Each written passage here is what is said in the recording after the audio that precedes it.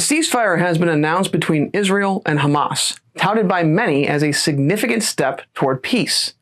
The outgoing Biden and incoming Trump administration have both claimed credit, framing it as a diplomatic victory. However, the reality appears far more transactional than transformative. This deal, reached under heavy external pressure, reflects a pattern of coercive diplomacy rather than genuine peace-building. Concessions reportedly include lifting sanctions on extremist settlers and spyware companies, alongside potential territorial gains for Israel in the West Bank. These elements raise critical questions. Is the ceasefire a step toward resolving the conflict, or simply a temporary pause in violence that reinforces existing power imbalances? This ceasefire highlights the limits of transactional diplomacy by focusing narrowly on Gaza and omitting broader issues like the West Bank. It reminds us that peace cannot be achieved through superficial agreements that ignore the structural injustices at the heart of the conflict. Let's examine how this deal came to be and what it truly means for the region. The ceasefire deal between Israel and Hamas was less about fostering genuine peace and more about leveraging power to secure a temporary pause in violence.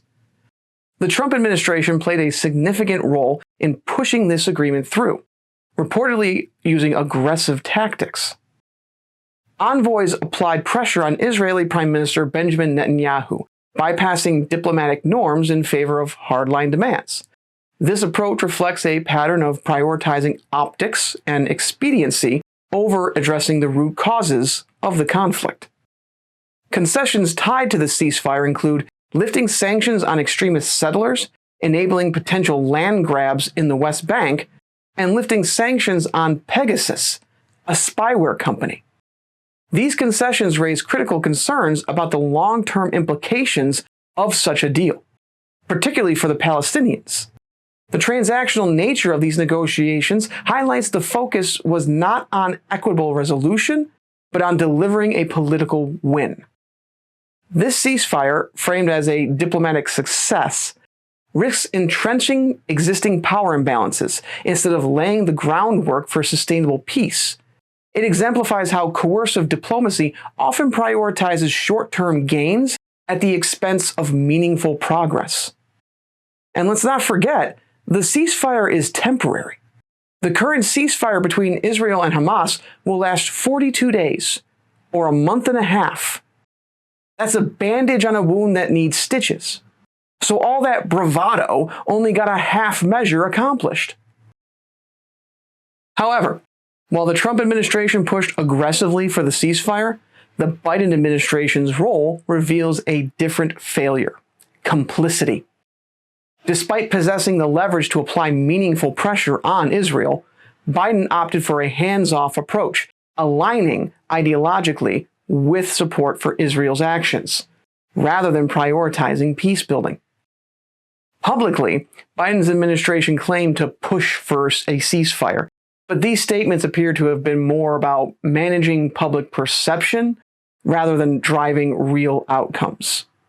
By avoiding decisive intervention, Biden allowed the conflict to escalate, leaving Palestinians to bear the brunt of the violence. This approach reflects a broader unwillingness to challenge the status quo or address the structural inequalities at the heart of the conflict. For the Biden administration, this ceasefire is not a result of a principled diplomacy, but a reminder of the dangers of passivity in the face of systemic injustice. But what else can we expect? Biden supports what Israel is doing. He's openly a Zionist. Hamas agreed to the ceasefire terms not out of strength, but out of necessity. Facing relentless bombardment and a humanitarian crisis, their decision reflects a strategic choice to preserve what is left of their people and infrastructure. For Hamas, this deal is a temporary lifeline, not a resolution.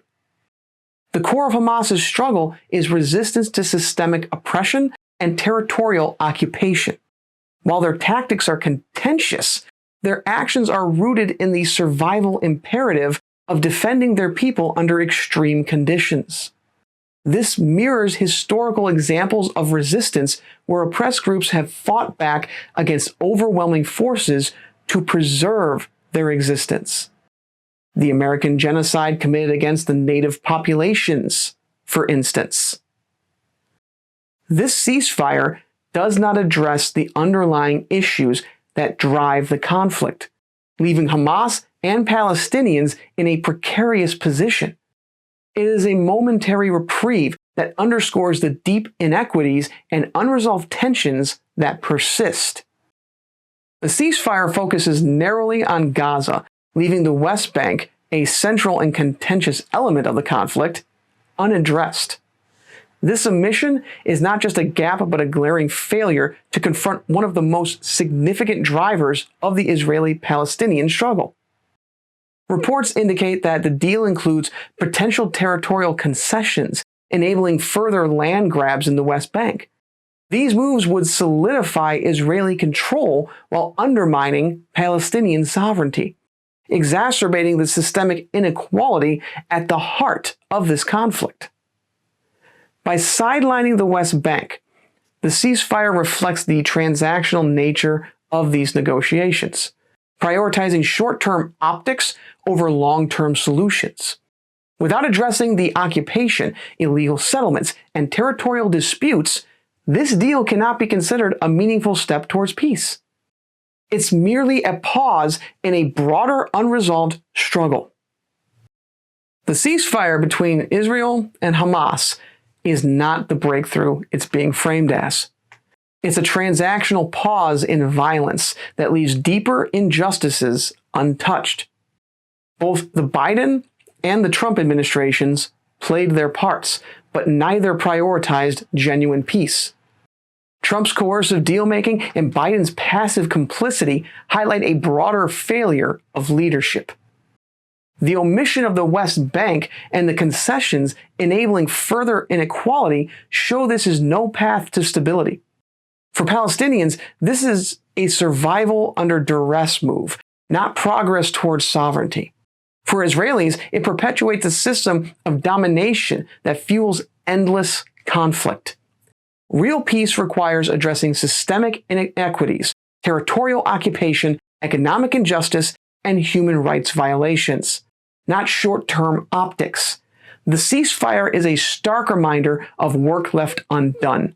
We must demand more from the leaders who claim to represent justice and progress.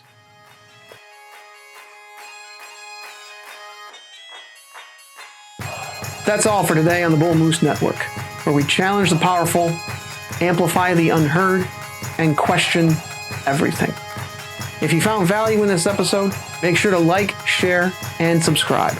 It helps us reach more people and keep the conversation going. Speaking of, don't forget to leave a comment down below. And if you want to support independent journalism, consider donating through the site thebullmoosenetwork.com. Together, we can keep pushing for a better future. Thanks for watching, and we'll see you next time. Eyes open, voices loud.